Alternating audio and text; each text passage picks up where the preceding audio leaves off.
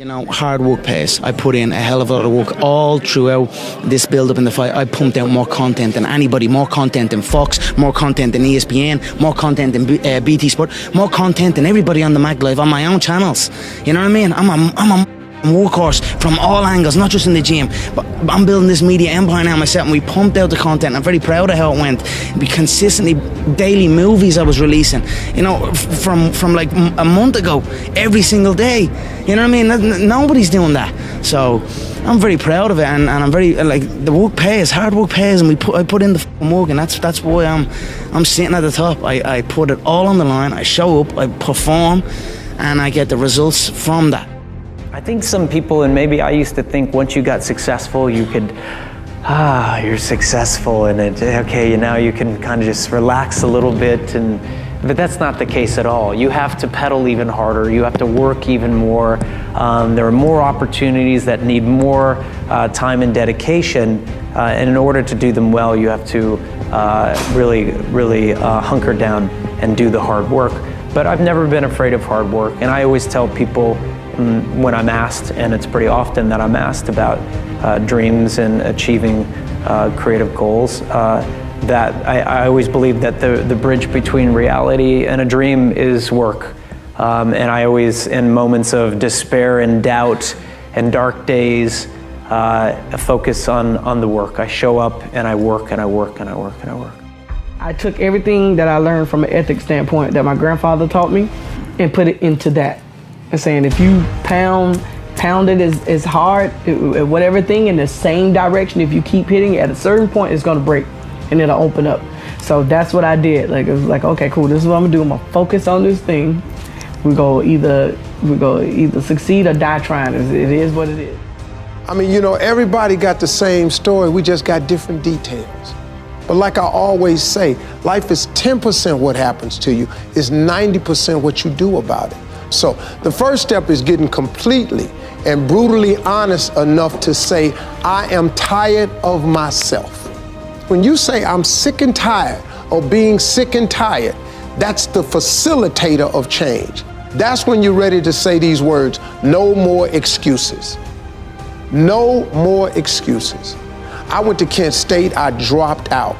I didn't drop out, I flunked out. Now that threw my life into a spiral, but because I didn't have a college degree, I could not let that stop me. And like you're doing, where you're saying, all my friends at this age are settling in your careers, you don't even know if they're happy or not.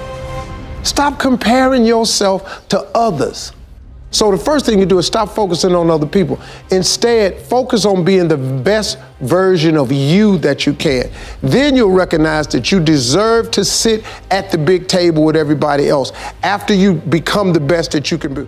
I always believe that natural talent can take you so far, but I think you need to have the work ethic and the drive to achieve your potential. I mean, I'd say, you know, my natural talent, you know, probably brought me 50% of the way, but then after that it was all down to the work that I've done and the volume of work that I've done over the last 15 years. You know, when I really started to take golf seriously and thought about making this a career.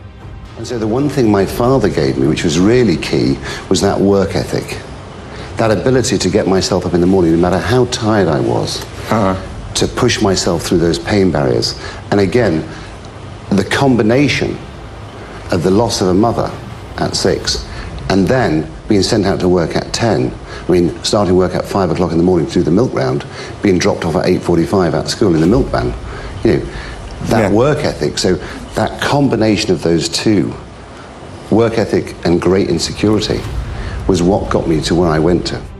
And then I joined Black Flag, and I thought I was a hardworking person. Then you meet the guys in Black Flag who are so driven. You see Greg Ginn work 23-hour days. Like, Greg, you're still on the phone. I know.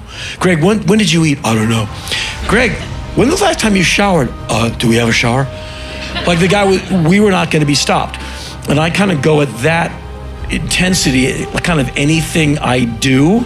Like, you're a very calm, good-looking young man. Look at me, I'm a spaz sitting next to you. Like, I'm doing an interview with you. I can't help it. Focused. I'm sweating, man. And so, but I'm like this going to the airport, like 10 miles out.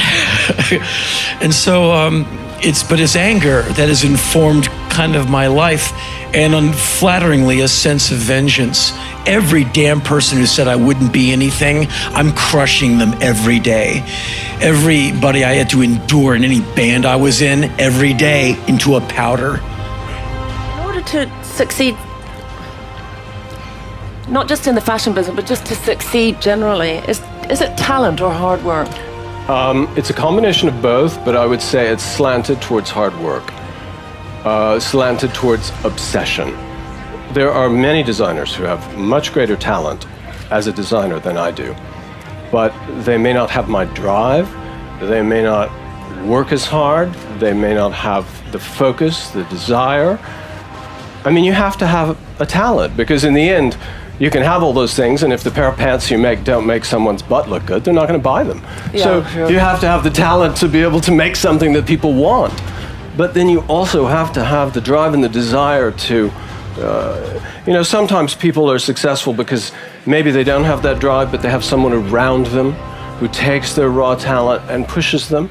But what you often see is when that other person steps away, their career can collapse, even though their talent may be immense. You need a study room. Try to make like literally a little enclosure somewhere where you can go off, hibernate, and study so that nobody is bothering you. And if you want, you can close the door, shut the windows, turn off the TV, no distractions, total silence. You want to have as much control over that space as possible, and you want to organize it well.